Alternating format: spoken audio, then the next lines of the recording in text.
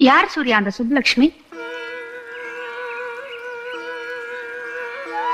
சுப்பு ஐயர் வீட்டு பொண்ணா? பொண்ணு அழகா இருப்பா.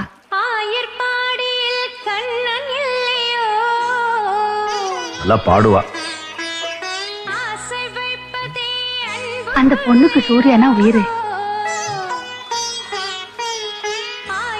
பிடிச்சிருக்கா இல்லையா?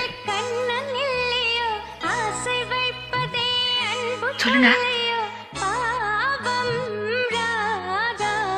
யமுனை ஆற்றிலே ஈர காட்டிலே கண்ணனோடுதான் ஆட பார்வை பூத்திட பார்த்திட பாவ